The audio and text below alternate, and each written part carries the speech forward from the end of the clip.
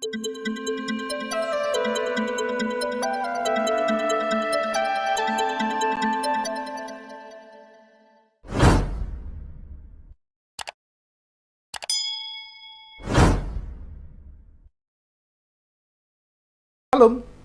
berjumpa lagi dengan saya, Effendi Tobing, dalam Boker Top Channel. Dalam hatiku aku menyimpan janjimu supaya aku tidak berdosa kepadamu. Saudara yang terkasih di dalam Tuhan Yesus Kristus, hari ini kita akan kembali bersama-sama belajar dari Kitab Kejadian. Kita akan membahas satu topik yang kita ambil dari Kejadian pasal yang kedua, khususnya ayat yang ke-7. Kejadian pasal 2 ayat yang ke-7, demikian firman Tuhan. Ketika itulah Tuhan Allah membentuk manusia itu dari debu tanah dan menghembuskan napas hidup ke dalam hidungnya. Demikianlah manusia itu menjadi makhluk yang hidup. Tema kita hari ini ialah dibentuk sang penjunan. Ada satu lagu Kristiani yang kira-kira berbunyi seperti ini. Kehendak Tuhan laksanakan, ku tanah liat, hu penjunan, jadikan aku sesukamu. Aku menunggu di kakimu. Ya, lagu ini mengingatkan kita kembali kepada kisah bagaimana Tuhan pertama sekali menciptakan, membuat dan membentuk manusia itu. Sehingga tema kita hari ini, seperti yang saya katakan tadi, dibentuk sang penjunan.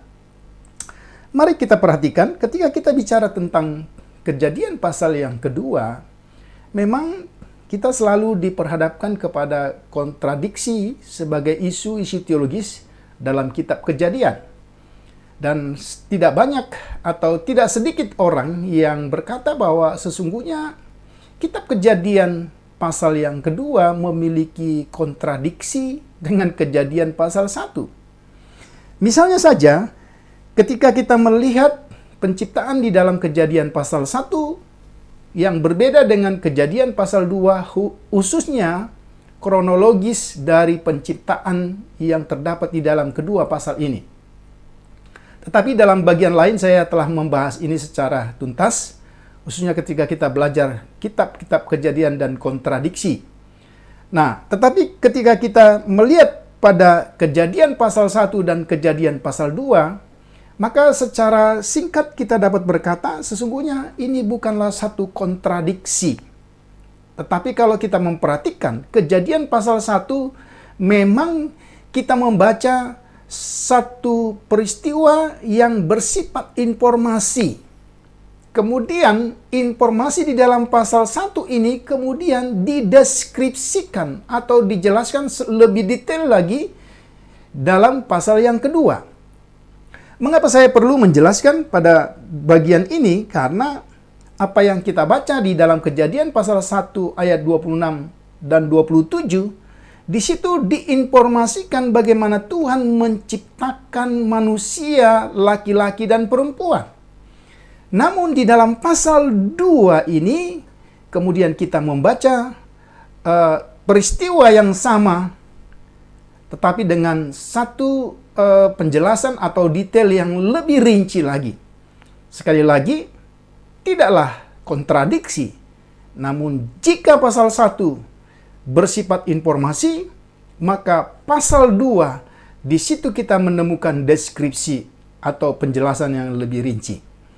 Saudara yang saya kasih dalam Tuhan Yesus Kristus, mari kita lihat apa yang telah kita baca pada hari ini. Dalam ayat 7 dicatat bahwa Tuhan digambarkan sebagai pengrajin yang membentuk manusia dari debu tanah. Dalam bahasa Ibrani kita mendengar apa yang kita kenal dengan asonansi atau persamaan bunyi, Persamaan bunyi itu antara lain Tuhan membentuk hak Adam min ha-adama. Atau dengan kalimat yang sederhana, manusia itu dibentuk dari debu tanah. Kata kerja yang dipakai adalah kata membentuk. Dalam bahasa Ibrani disebut yasar, yang secara eksplisit menggambarkan pekerjaan tukang periuk atau tukang tembikar. Itu bisa kita lihat di dalam ayat-ayat yang saya tampilkan. Kemudian mari kita perhatikan lagi. Kata yasar sinonim dengan kata bara. Saya ulangi, kata yasar yang artinya membentuk sesungguhnya sinonim dengan kata bara, menciptakan, dan kata asa yang berarti membuat. Itu bisa kita lihat di dalam bagian-bagian perjanjian lama.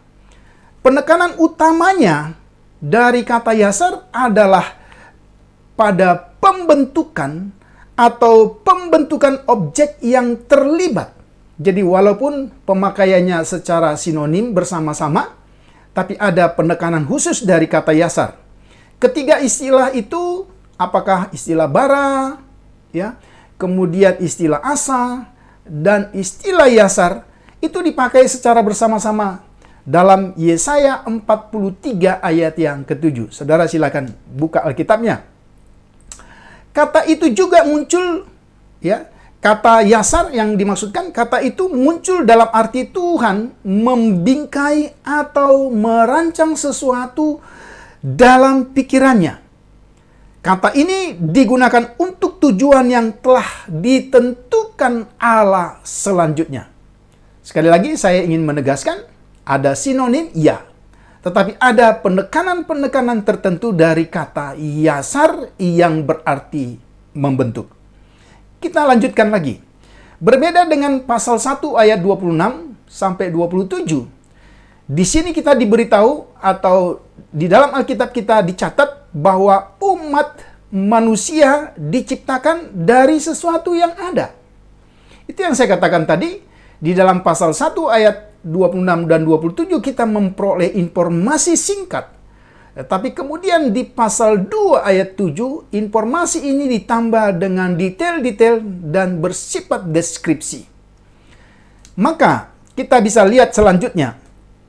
Firman Allah di dalam pasal 1 ayat 26 dan seterusnya, sekarang ditambah dengan detail yaitu karya Allah, yaitu dalam pasal 2 ayat 7, sebuah karya yang mencakup bagaimana manusia itu dibentuk oleh Allah.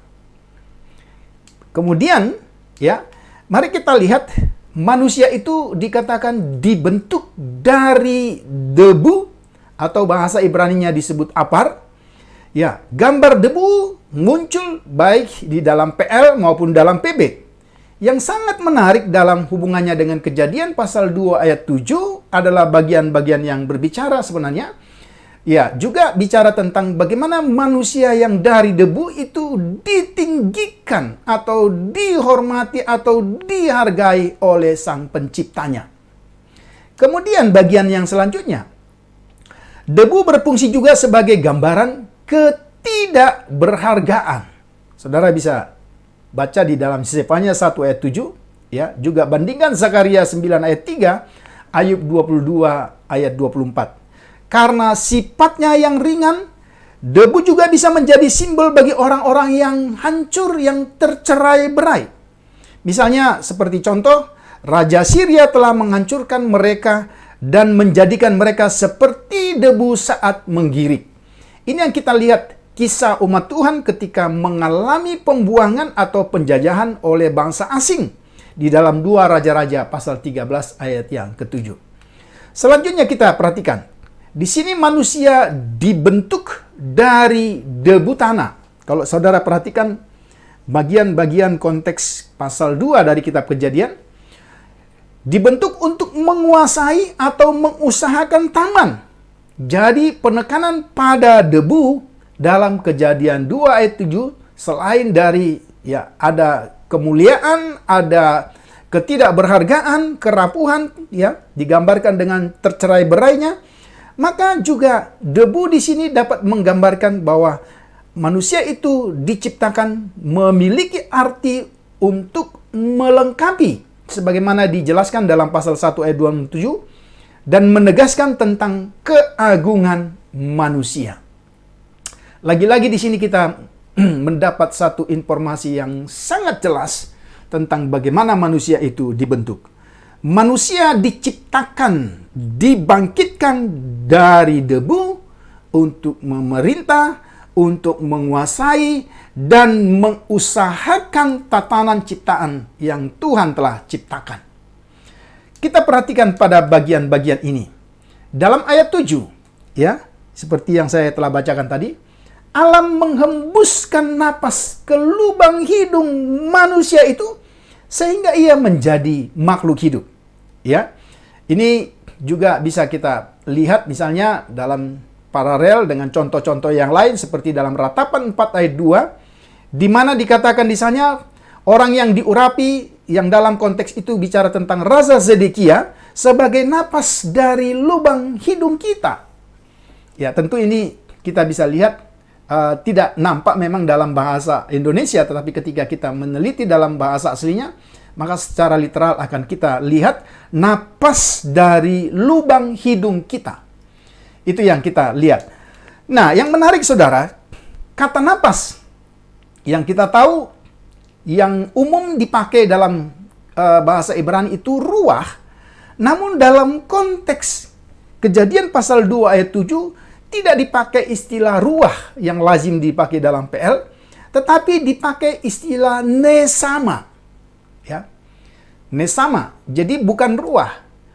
Ya, itu juga terdapat misalnya dalam Yesaya 42 ayat 5, Ayub 27 ayat 3. Ini menunjukkan bahwa pemakaian kata nesama dan ruah ya sesungguhnya memiliki arti yang sama. Tetapi tentulah kita harus melihat bahwa penulis kitab Kejadian pasal 2 ayat 7 memiliki tujuan dengan memakai istilah yang berbeda, yang biasanya memakai istilah ruah, tetapi di sini dipakai istilah nesama. Ya, tidak seperti ruah yang diterapkan pada Tuhan, manusia, dan hewan, dan bahkan diterapkan juga kepada berhala-berhala atau dewa-dewa palsu. Nesama, ini lihat ada tujuan penulis berarti, nesama hanya diterapkan atau dipakai ketika bicara tentang napas dalam konteks Yahweh atau Adonai dan manusia. Jadi pemakaian kata ruah itu bersifat umum, boleh kita katakan demikian, tetapi nesama itu bisa menjadi pemakaian yang bersifat khusus dan hanya dikenakan kepada Adonai atau Tuhan maupun manusia. Ini yang kita perhatikan. Jadi pasal 2 ayat 7 kemungkinan menggunakan kata yang kurang populer untuk napas karena hanya manusia dan hanya manusia saja yang menerima napas Allah yang sekarang dibentuk, ya, diilhami secara ilahi. Dia adalah makhluk yang hidup. Maka jelas pemakaian kata nesama memiliki karakteristik atau tujuan tertentu lebih daripada pemakaian kata ruah yang bersifat umum dan populer. Tidak seperti ruah yang diterapkan pada Tuhan, manusia, hewan, dan bahkan dewa-dewa. Tapi seperti yang saya katakan tadi, nesama hanya dipakai untuk manusia dan juga untuk Tuhan. Maka mari kita perhatikan, saudara. Dari uraian-uraian pasal 2 ayat 7, ayat yang sangat singkat ini, kita akan belajar beberapa hal. Pelajaran dari debu atau apar. Yang pertama yang bisa kita melihat, manusia tidak memiliki nilai dan hanya merupakan bagian dari bumi yang diciptakan Tuhan. Ya, jadi bagian ini ingin mengingatkan kita bahwa sesungguhnya kita tidak punya kelebihan dari ciptaan yang lain. Kalau pada bagian yang lalu ketika kita membahas tentang gambar dan rupa Allah, di situ kita bisa melihat bagaimana kita memiliki keistimewaan yang luar biasa.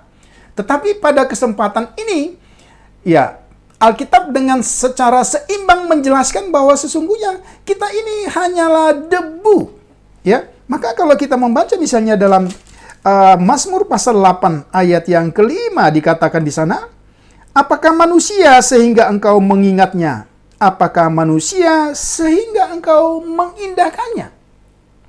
Kalau kita perhatikan ungkapan pemazmur, ya, Daud di sini yang menyampaikan kalimat-kalimat dalam bentuk pertanyaan yang sesungguhnya merupakan pernyataan, ya. Sehingga ini ingin menjelaskan kepada kita bahwa sesungguhnya tidak ada sesuatu yang berarti, yang berharga, yang menjadi alasan Tuhan mengindahkan atau mengingat manusia itu. Ya, pelajaran yang pertama dari apar atau debu yang adalah diri kita. Sesungguhnya kita tidak memiliki nilai apa-apa dari diri kita sendiri. Itu yang kita perhatikan. Kemudian mari kita lihat bagian yang berikutnya. Ya. Pelajaran dari apar yang kedua yang bisa kita lihat bahwa apar itu digambarkan seperti bejana tanah liat yang tidak memiliki kekuatan di dalam dirinya sendiri atau tidak memiliki nilai dari dirinya sendiri.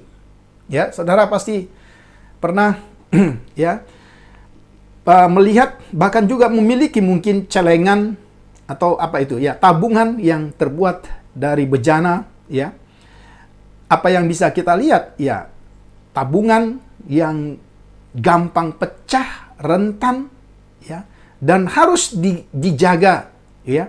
Tetapi anehnya, apa yang kita bisa belajar dari apar sebagai bejana yang begitu rentan dan mudah pecah itu, justru kalau kita membaca misalnya dalam 2 Korintus 4 ayat 7, bahwa di dalam bejana yang gampang pecah, yang rentan, yang sebenarnya tidak memiliki nilai dari dirinya sendiri, justru di dalam bejana yang seperti inilah tersimpan harta yang tidak ternilai harganya. Ini sesuatu hal yang satu sisi sepertinya kontradiksi. Kita harus mengingat bahwa sesungguhnya kita ini begitu rentan, begitu gampang rusak. Atau dengan bahasa kita hari ini, kita begitu mudah untuk berbuat dosa. Kita tidak mungkin dapat menahan diri dari keinginan-keinginan duniawi, dari kekuatan diri kita sendiri. Tetapi tahukah saudara, ketika kita membaca apa yang dikatakan Paulus dalam 2 Korintus 4 ayat 7, bahwa justru dalam bejana tanah liat itulah harta yang berharga Tuhan simpan. Itulah gambaran diri kita. Ini yang kedua yang bisa kita perhatikan. Yang ketiga, apa yang kita perhatikan dari apar? Manusia atau kita itu bukanlah milik kita sendiri, tetapi kita adalah milik Sang Penjuna. Di dalam manusia yang terbuat dari debu, ya, sesungguhnya istilah yang lebih tepat, debu dari tanah, itu ada kehidupan. Karena apa? Karena Allah sendiri yang memberikan, menghembuskan napasnya sehingga kita bisa menjadi makhluk yang hidup. Ya toh? Maka saudara bisa perhatikan ketika kita membaca Yesaya 43 ayat 1. Ya, di sana dijelaskan, mari kita membuka bagian firman Tuhan itu. Yesaya 43 ayat yang pertama, ya. Tetapi sekarang beginilah firman Tuhan yang menciptakan engkau hai Yakub, yang membentuk engkau hai Israel. Janganlah takut, sebab aku telah menebus engkau, aku telah memanggil engkau dengan namamu. Engkau ini kepunyaanku.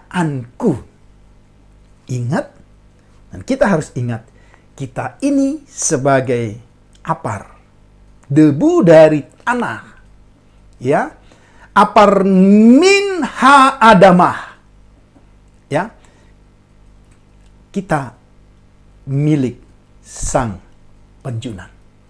Kemudian mari kita perhatikan apa yang kita pelajari, ya, bahwa sebagai manusia yang dibuat oleh Allah dari debu tanah, ya, kita ini dibentuk dengan karya kreatif Allah yang begitu luar biasa.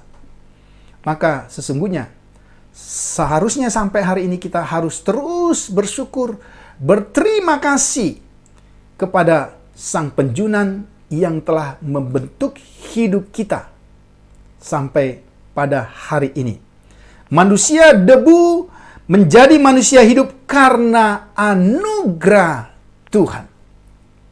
Dan inilah nilai yang harusnya tertanam sebagai dasar untuk kita terus merendahkan diri dan mengingat inilah martabat dan nilai kita karena kita adalah buatan Sang Penjunan itu.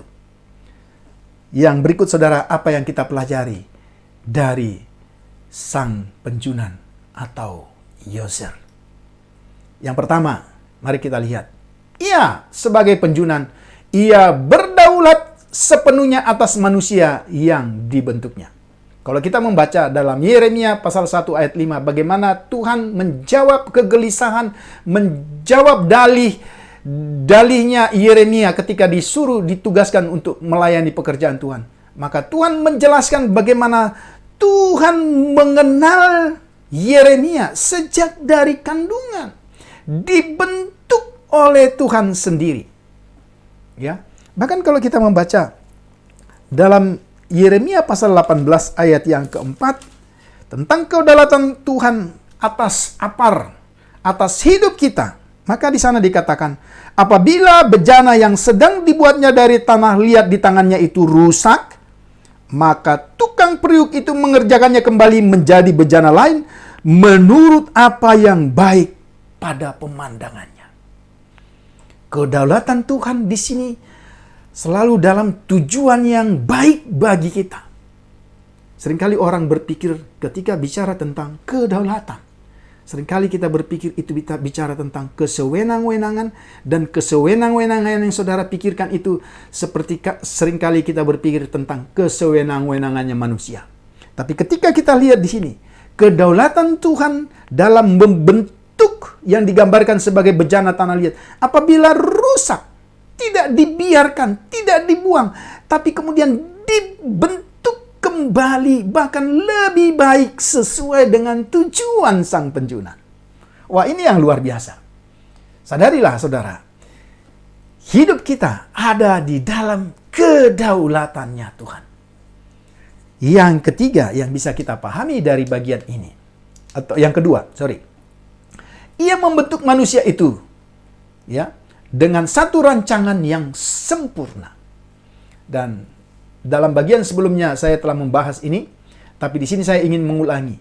Ketika ia ingin membentuk atau menciptakan manusia itu, dimulai dengan rancangan, marilah kita.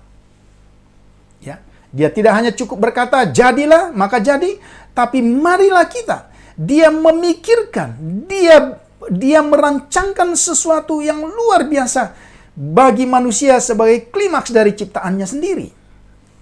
Ya, ini satu hal yang luar biasa, saudara.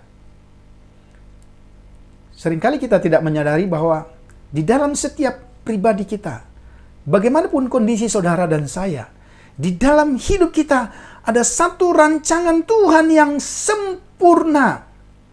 Dan itulah yang harus kita terus sadari dan kita jalani dalam hidup kita. Yang ketiga, pelajaran dari Sang Penjunan atau Yozer. Apa yang kita pelajari? Ia memberikan nilai yang sangat berharga bagi manusia yang diciptakannya. Ini yang luar biasa. Jadi kita lihat bukan kontradiksi, tetapi sesuatu yang menyeimbangkan. Di satu sisi, jelas Alkitab katakan kita ini gambar rupa Allah. Di sisi yang lain, dia memberi keseimbangan bahwa kita ini hanya debu dari tanah. Ya, tetapi kemudian jelaslah bagi kita, di dalam debu tanah itu Dia memberi napas hidup sehingga kita sungguh-sungguh memiliki nilai yang sangat berharga. Maka ketika kita melanjutkan pada bagian Mazmur pasal 8 ayat 6, maka pertanyaan Daud tentang siapakah manusia sehingga Tuhan mengingatnya, siapakah anak manusia sehingga Tuhan mengindahkannya. Maka kalau saudara perhatikan, ya, kita misalnya membaca dalam Mazmur pasal 8 ayat yang ke-6, maka pertanyaan itu tadi dijawab di dalam Mazmur itu sendiri, ya. Namun engkau telah membuatnya hampir sama seperti Allah dan telah memahkotainya dengan kemuliaan dan hormat dan seterusnya. Ya. Maka kita lihat bagian ini sebagai sesuatu hal yang sungguh membesarkan hati kita sebagai manusia-manusia yang telah diciptakan oleh Allah. Pelajaran yang terakhir yang bisa kita lihat dari Sang Penjunan yang adalah pembentuk hidup kita ialah Ia memberikan tujuan bagi manusia yang diciptakannya. Saudara dan saya punya tujuan karena ketika saudara waktu ingin diciptakan, dia dirancang. Maka rancangan itu punya tujuan. Paling tidak, mungkin ini tidak mencakup seluruhnya, tapi ketika kita membaca Alkitab, ya, tujuan kita yang tertinggi. Mengapa Allah membentuk kita dari debu tanah yang tidak bernilai, kemudian Dia tiupkan kehidupan dalam hidup kita. Kemudian kita menjadi makhluk yang hidup karena ada tujuannya, ya, supaya kita memuliakan Dia. Ya, di dalam Yesaya 43 ayat 1 dan 2 itu jelas. Kemudian dalam kesimpulan Rasul Paulus dalam Roma 11 ayat 36. Ya. Segala sesuatu dari Dia, oleh Dia, bagi Dialah kemuliaan sampai selama-lamanya. Kemudian yang kedua, kita diciptakan bukan untuk nganggur, bukan tanpa tujuan, tapi Allah yang menciptakan adalah Allah yang kreatif. Menciptakan kita manusia menjadi manusia yang kreatif. Karena kita punya tujuan untuk mengelola dan mengusahakan dunia yang Tuhan ciptakan ini. Bukankah hal ini membuat kita harus maju terus di dalam melayani pekerjaan Tuhan? Setiap kita unik, setiap kita punya tujuan. Dan tujuan kita yang sama, untuk memuliakan Dia sebagai Sang Penjunan yang membentuk kita. Yang kedua, untuk mengelola seluruh ciptaan yang Tuhan percayakan kepada kita. Dan yang ketiga tentu, semua yang Tuhan ciptakan selain diri kita sendiri, diciptakan oleh Allah supaya kita yang diciptakan dari debu tanah itu, ya, dapat menikmati seluruh ciptaan Allah.